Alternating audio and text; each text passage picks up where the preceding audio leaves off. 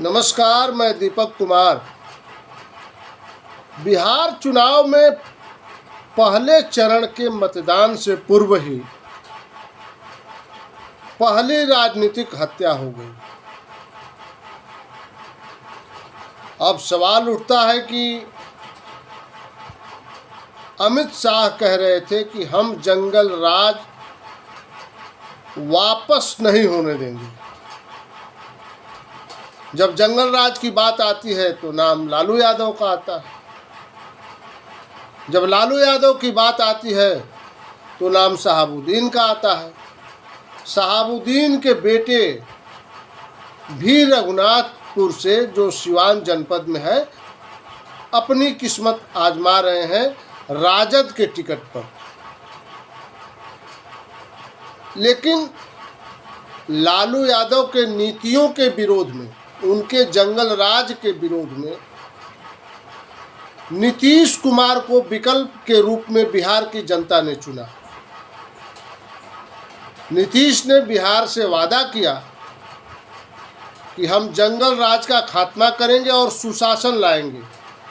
अब उनके पास कौन सी मजबूरी है?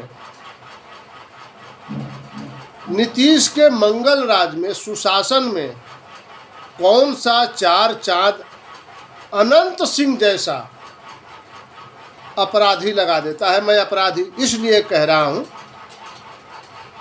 कि उनके ऊपर दर्जनों मुकदमे हैं और हालिया में जिस तरह से उन्होंने मीडिया को अपना इंटरव्यू दिया है,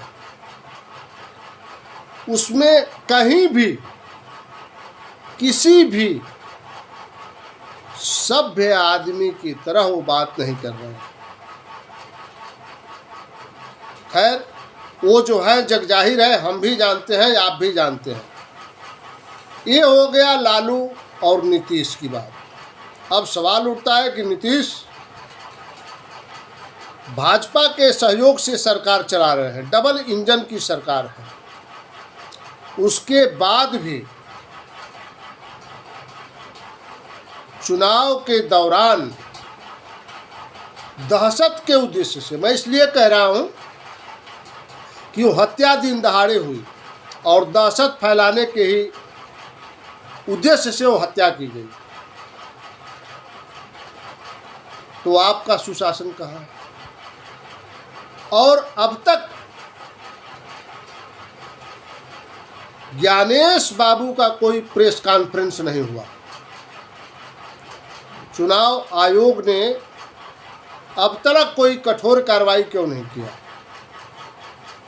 अनंत सिंह कह रहे हैं कि 20-25 गाड़ी आगे चली गई थी, 10 गाड़ी पीछे चली गई थी। ये सवाल चुनाव आयोग से है कि मान्यवर, आपने एक प्रत्याशी को एक दिन में एक साथ कितनी गाड़ियां ले जाने की अनुमति दी? सवाल तो आप पर भी उठता है। यह हत्या कई लोगों पे सवाल खड़ा कर रही है।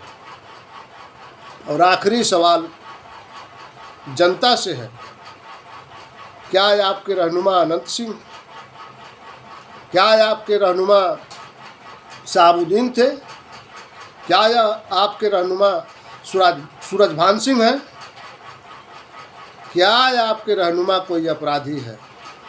बिहार का भविष्य आपके हाथ में है। घर से निकलिए और चुनाव करिए। आपको तय करना है कि बिहार का शासन कौन चलाएगा, बिहार का शासन कैसा होगा। धन्यवाद।